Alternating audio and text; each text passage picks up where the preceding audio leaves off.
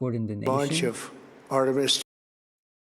Let's see what the president has to say about this whole deal. Thank you very much. My fellow Americans, good evening. Hi.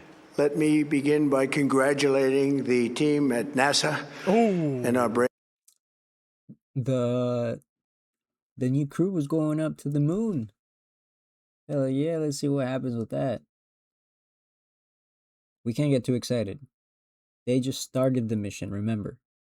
We have to wait for them to come back to get excited. Right now is the time to lock in.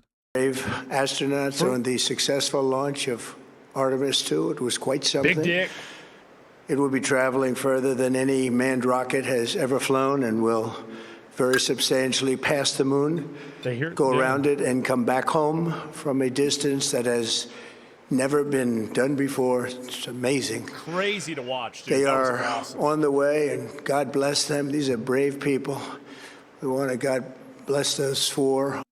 We really are trying to break out of our planet. I think the humans are going to do it. It's only a matter of time. And after we've done it, our whole society, our whole world is going to be a lot different. And I don't mean like after we've completed the task. I'm saying what it takes to get there in order to, break out as a species from our home planet. This is an amazing, amazing time in our lives, in history.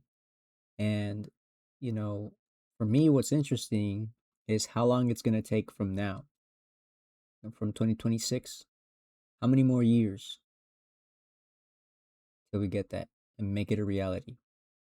Some people say that we're so damn close. It's at the turn of the new decade, we're gonna be going to different planets or moons on a regular basis. I find it hard to believe again. It's gonna be very revolutionary to be able to get our species to be able to do that. Let's see what the president's got to say. Unbelievable astronauts. As we speak this evening, it's been just 1 month since the United States military began Operation Epic Fury. I knew it, bro. Targeting I knew I the should have world's bet on it. #1 state sponsor of terror, Iran. Ooh. In these past 4 weeks, our armed forces have delivered swift, decisive, overwhelming. Bro, everyone's betting on just Trump saying these words epic. Is that what's going on? God damn. Victories on the battlefield. Victories like few people have ever seen before. Nobody's seen anything like Tonight, this. Iran's Navy is gone. Oh. Their Air Force is in ruins. Oh. Their leaders, most of them, Are in pieces. terrorist regime they led, are now dead. Oh. Their command and control of the Islamic Revolutionary Guard Corps is being decimated as we speak. Their ability to launch missiles and drones is dramatically curtailed, and their weapons, factories, and rocket launchers are being blown to pieces. Very few of them left. Never. Again, I've been saying this for a while now. One of the things that Trump's gotten right about being the POTUS is that he has to have that presence, that aura of a strong nation and a strong military. And Biden was definitely not taking advantage of that. And this guy, you can't fault him for not doing that. In the history of warfare has an enemy suffered such clear and devastating large-scale losses in a scary. matter Imagine being next. That's of weeks. Scary. Our enemies are losing in America, as it has been for 5 years under my presidency, is winning, and now winning bigger than ever before. Never win this Before discussing this current situation, I also want to thank our troops for the masterful job they did in taking the country of Venezuela in a matter of minutes. Uh-oh. That hit was quick, lethal, violent, and respected by everyone. All Again, I think this is the political move right here. He's presenting the United States as powerful and to be feared. Don't fuck with us. So this is why he's bringing this point up right after this other thing, this other technological achievement. Let's see what else. over the world. After rebuilding our military during my first term, we have by far the strongest military anywhere in the world. And now we're working along with Venezuela and are in a true sense joint venture.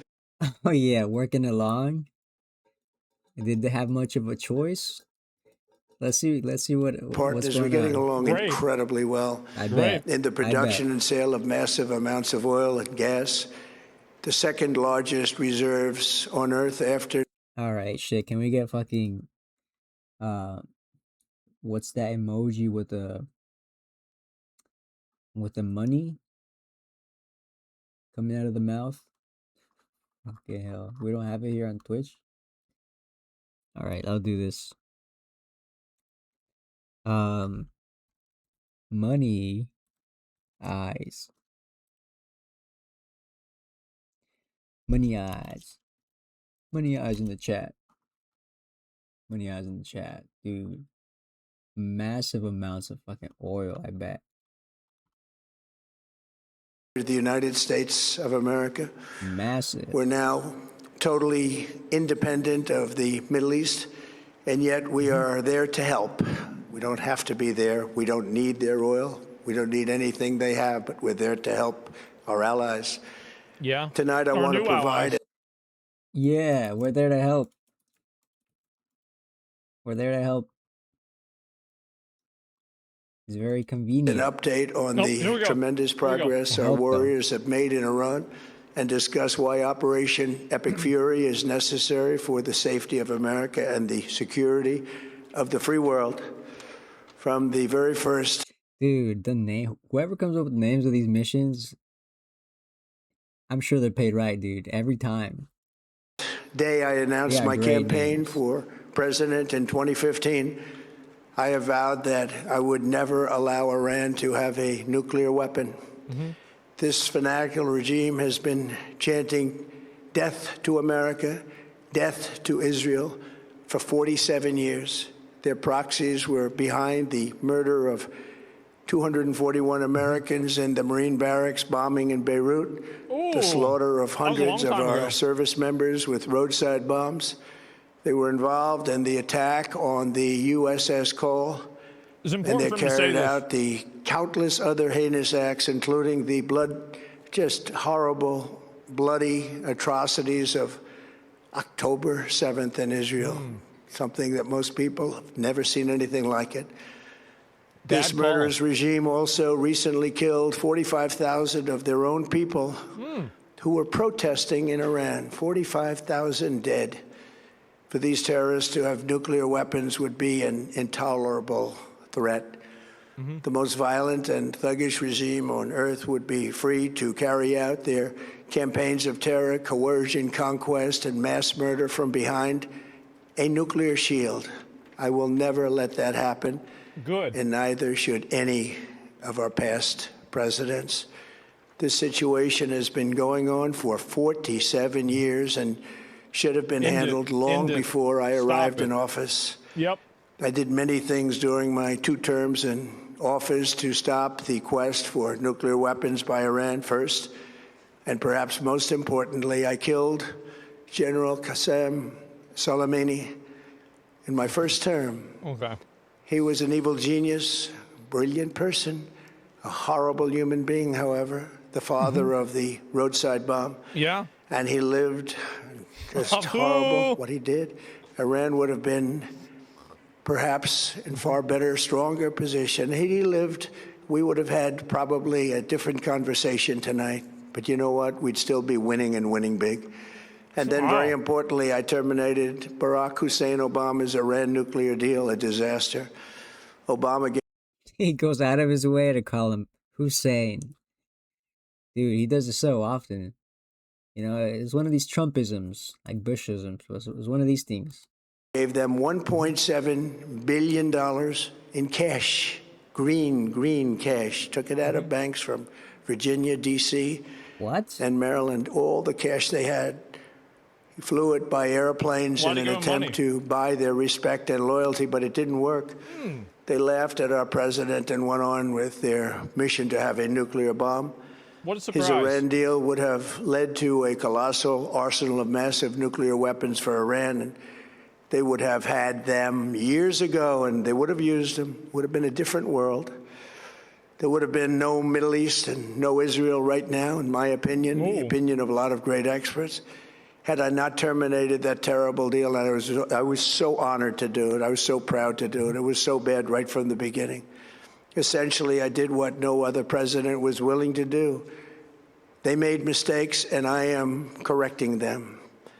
My first preference was always the path of diplomacy, yet the regime continued their relentless quest for nuclear weapons and rejected every attempt at an agreement.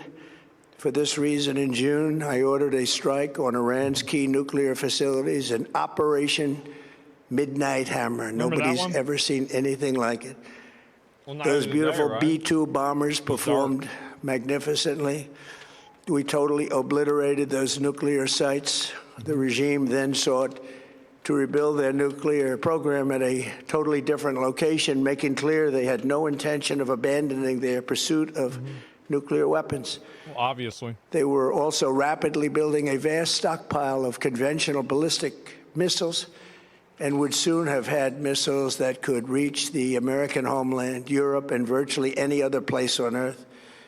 Iran's strategy was so obvious.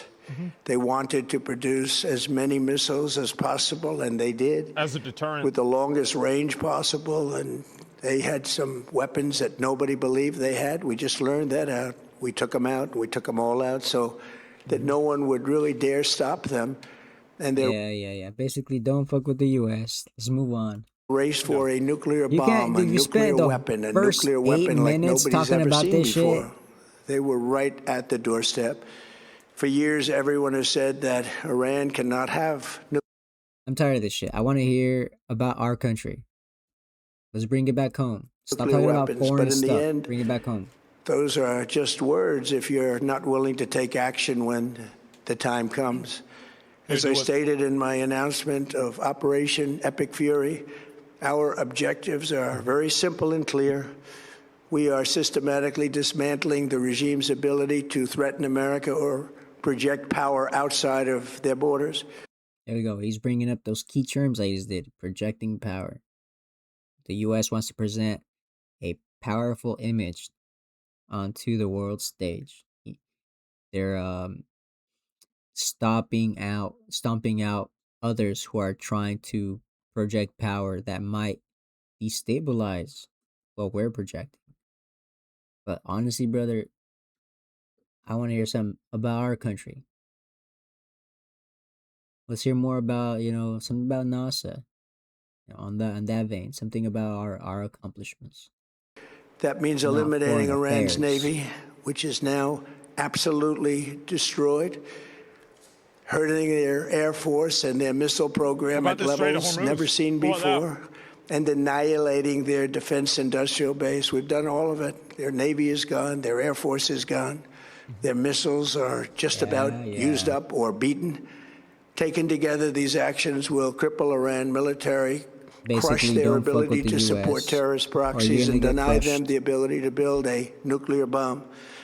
Our armed forces have been extraordinary. There's never been anything like it militarily. Everyone is talking about it, and tonight I'm pleased to say that these core strategic objectives are nearing completion. As we celebrate this progress, we think especially of the 13 American warriors who have laid down their lives in this fight to prevent our children from ever having to face a nuclear Iran. He's going to say the N-word? He Twice just did. This past month, I've traveled to Dover Air Force Base, and it's been something. I wanted to be with those heroes as they return to American soil. I told you guys it's going to be bullshit, their families, bro. their parents.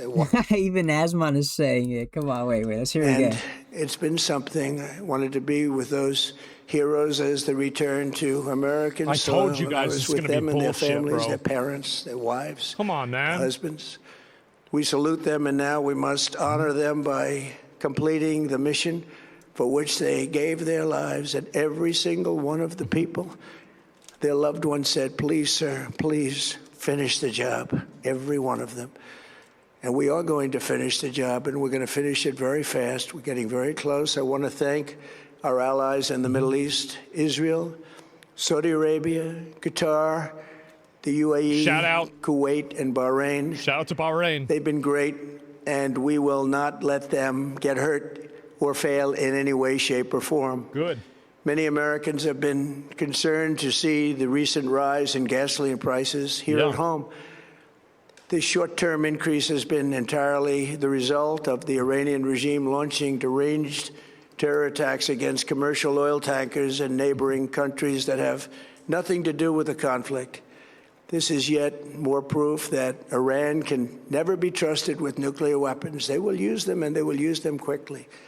It would lead to decades of extortion, economic pain, and instability worse than we can ever imagine. The United States has never been better prepared economically to confront this threat. You all know that. We built the strongest economy in history. We're going through it right now, the strongest in history. In 1 year, we've taken a dead and crippled country. I hate to say that, but we were a dead and crippled country after the... No. He's saying that shit. Okay. He's making it seem worse than it is. I mean, it was bad, but he's trying to pull it off as a contrast. Like, that was that bad. Now we're here. Start from the bottom, now we're here. You know, type of shit. Last administration, and made it the hottest country anywhere in the world by far, with no inflation, record-setting investments coming into the United States, over $18 trillion, and the highest stock market ever, with 53 all-time record highs in just 1 year. It all positioned us to get rid of a cancer that has long simmered. It's known as the nuclear Iran, and they didn't know what was coming. They've never imagined it. Remember, because of our Drill Baby Drill program, America has plenty of gas. We have so much gas.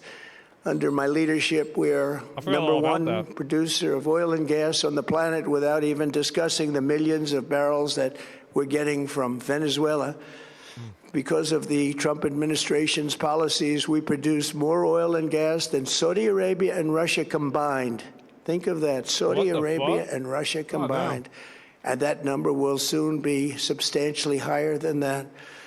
There's no country like us anywhere in the world, and we're in great shape for the future. The United States imports almost no oil through the Hormuz Strait, and won't be taking any in the future. We don't need it. We haven't needed it, and we don't need it. We've beaten and completely decimated Iran. They are decimated, both militarily and economically and in every other way. And the countries of the world that do receive oil through the Hormuz Strait must take care of that passage. They must cherish it. They must grab it and cherish it. They can do it easily. Grab it. We will be helpful, but they should take the lead in protecting the oil that they so desperately depend on. So to those countries that can't get fuel, many of which refuse to get involved in the decapitation of Iran, we had to do it ourselves. I have a suggestion. #1, buy oil from the United States of America. We have plenty. We have so much. And #2, build up some delayed courage. Should have done it before. Should have done it with us, as we asked. Go to the Strait and just take it, protect it, use it for yourselves. Iran has been essentially decimated. The hard part is done, so it should be easy. And in any event, when this conflict is over, the Strait will open up naturally. It'll just open up naturally. They're going to want to be able to sell oil because that's all they have to try and rebuild. It will. They're making it easy. They're building a golden bridge and saying, you know, come on, just go ahead and do it. So we don't take the blame for this shit. resume the flowing, and the gas prices will rapidly come back down. Stock prices will rapidly go back up. They haven't come down very much, frankly. They came down a little bit, but they've had some very good days over the last couple of days. We've done actually much better than I thought, but we had to take that little journey to Iran to get rid of this horrible threat. With our historic tax cuts, where people are just now talking about receiving larger refunds than they ever thought possible. They are getting so much more money than they thought. That's from the great, big, beautiful bill. Our economy is strong and improving by the day, and it will soon be roaring back like never before. It will top the levels that it was a month ago. There's 6 minutes left of this. I've made clear from the beginning of Operation Epic Fury that we will continue until our objectives are fully achieved. Yeah. Thanks to the progress we've made, I can say tonight that we are on track to complete all of America's military objectives shortly, very shortly. Soon. We're going to hit them extremely hard over the next 2 to 3 weeks. We're going to bring them back to the Stone Ages where they belong. In the meantime, discussions are ongoing. Regime change was not our goal. We never said regime change, but regime change has occurred because of all of their original leaders' death. They're all dead. The new group is less radical and much more reasonable. Yet if during this period of time no deal is made, we have our eyes on key targets. If there is no deal, we are going to hit each and every one of their electric generating plants very hard and probably simultaneously. We have not hit their oil, even though that's the easiest target of all, because it would not give them even a small... Again, we made it easy for you guys. Do the last step, so we're going to take the last blame. If no decisions are taken, we might have to intervene, and it's going to be horrific. So you want to avoid that at all costs. This is our threat. Okay, man. This address has been focused too much on foreign affairs. I want to hear more stuff about our nation. How are we healing? How are we bettering our nation? How are we putting our tax dollars to good use? Or maybe address some of the other bullshit that you've been kind of scared to address. I'm not going to bring it up right now, but I'm sure people know what I'm talking about. Small chance of survival or rebuilding, but we could hit it and it would be gone, and there's not a thing they could do about it. They have no anti-aircraft equipment. Their radar is 100% annihilated. We are unstoppable as a military force. The nuclear sites that we obliterated with the B-2 bombers have been hit so hard that it would take months to get near the nuclear dust, and we have it under intense satellite surveillance and control. If we see them make a move, even a move for it, we'll hit them with missiles very hard again. We have all the cards. They have none. It's very important that we keep this conflict in perspective. American involvement in World War I lasted 1 year, 7 months, and 5 days. World War II lasted for 3 years, 8 months, and 25 days. The Korean War lasted for 3 years, 1 month, and 2 days. The Vietnam War lasted for 19 years, 5 months, and 29 days. He's talking about the war on terror. Went on for 8 years, 8 months, and 28 days. We are in this military operation, so powerful, so brilliant, against one of the most powerful countries for 32 days. And the country has been eviscerated and essentially is really no longer a threat. I told y'all they were the bully of the Middle East, but they're the bully no longer. This is a true investment in your children and your grandchildren's future. The whole world is watching, and they can't. Dude, this is not a good address. Let's see how he wraps this up. There's not much time left. This is literally the home stretch, and he's been lagging it. Dude, too focused on foreign affairs, and he's still saying we're doing it for your kids. This is an investment for our nation's younger generations. What? Brother. Okay, clearly the world is in a lot of tension. And this is why he spent all this time addressing the nation, a an event viewed worldwide and discussed with foreign leaders, including enemy of foreign leaders. Um, this is why he's spending so much time, because this is what's on the forefront. This is about to simmer over. World War III has not been declared, but you know, there's this war in Iran, and yeah, dude, this is bad news. This is bad. This is bad. We haven't even touched the subject of internal national news, like like stuff that we have to do here. We casually mentioned the starting this technological achievement with this new NASA ship, but really it was just a pivot point into showing how advanced the United States is and how much of a powerhouse it is. Okay. Well, 3 more minutes. Can't leave the power, strength, and brilliance. Power, I just strength. can't believe what they're seeing. They leave it to your imagination, but they I'm can't not. believe what they're I'm seeing. showing. The I'm telling brilliance you. of the United States I'm telling you. military. Tonight, every American can look forward to a day when we are finally free from the wickedness of Iranian aggression and the Stop it. That shit makes me fucking upset, dude. Fucking upset.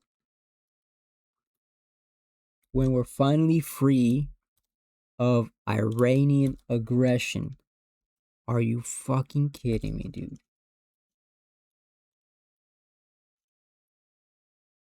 F in the chat, brother. F in the chat. When we're finally free, what about when we're finally free of what they're doing, what our leaders are doing to our citizens? specter of nuclear blackmail. Because of the actions we have taken, we are on the cusp of ending Iran's sinister threat to America and the world. And I'll tell you, the world is watching. And when we do, when it's all over, the United States will be safer, stronger, more prosperous, and greater than it has ever been before. May God bless the men and women of the United States Armed Forces, and may God bless the United States of America. Thank you very much, and good night. You know what this reminded me a lot of? Not even 30. It was 30 seconds, dude. You weren't even. This was the last 30 seconds. You closed it off like that. F speech, dude. F address of the nation. It's like, you know, in animes where like halfway through the season, they don't. It's April Fool's, dude. Oh shit. This was all planned out. It's a fucking big joke. Have the new episode It's ready. Gotta be. So they can't be just condense the other previous episodes. Like they did this with Soul Leveling, for example. This is South Park in real life. Where they just kind of condense all of the former episodes together into like one mini episode leading up to like what's going to happen. The overview. I think that's basically what it is. This is the worst. That's pretty much, you know, like what we just got. Address of the nation. Nothing. Literally nothing. Literally nothing. And I told you guys, go back to the beginning of this stream where I said for a fucking fact that nothing was going to happen. There was going to be no big announcement. There's going to be no fucking big, oh, wow, this is actually what's happening. And there's some big news. It's the same thing we already saw. It was a recap episode. Nothing is new. Nothing is different. No new information. This could have been an email. This was just, again, you're misinterpreting it. It's not. This could have been an email. This had a purpose. This shows what's at the forefront of our thoughts right now. And it's, we have to show off our superiority, both technological and militarily. This address of the nation served its purpose. But it didn't serve the citizens, brother. It's not. This is supposed to inform the citizens primarily and the world, right? This wasn't directed towards us at all. Fucking F in the chat, brother. That's the way it is. That's what happened. Yeah. This entire thing could have been an email. So it was just anti-gaslighting. Yeah, I don't know, guys. Stock market tomorrow. I don't know what's going to happen. Who the fuck knows? April Fools. Yep, April fucking Fools. I haven't even been keeping up with the market. But that'd tell a whole another part of the story. Had to give this speech. People are saying you didn't give a good enough announcement at the start of the Maybe war. We should do that next Maybe, time. right? I mean, I don't know. But like, I would say that, you could have at least made it a little bit more, less ambiguous as to what you were going to announce, right? Analyze the SPY and see where the general market trends are going. You're right, and it could have been worse. You're right. That's actually a great point you're bringing up. Let's look on the bright side that he didn't announce a further U.S. entanglement. He didn't announce boots on the ground. He didn't announce any sort of, us using, as they say, follow the money, and you could pretty much figure out the story. Nukes on Iran or something like that. So yeah, no, that's true, and it could have been worse. It definitely could have been worse. This was just, that's such a stupid attitude. It could have been better, brother. It was a flop. It was absolutely a flop. If I was going to rate this 1 out of 10, I would give it a 2. Yep. And the only 2 points he's getting is that you didn't announce something that was really stupid. I'd say that, and the second for 1 point, and the second point for presenting that image. That's important. I'm not going to deny it. It's just this isn't necessarily the time to be doing it. There's so many opportunities. It's called Address the Nation. It was an absolute, complete, 100% bona fide, certified, total fucking nothing burger. That's what it was. Damn, dude. This is why I have to take breaks from fucking all this stupid bullshit, because no one even knows, though. Like, why doesn't no one call him out? Nothing happens. He doesn't take the concerns of the citizens into account. He's only taking to concern his and his allies' agendas, and how we can deter our enemies.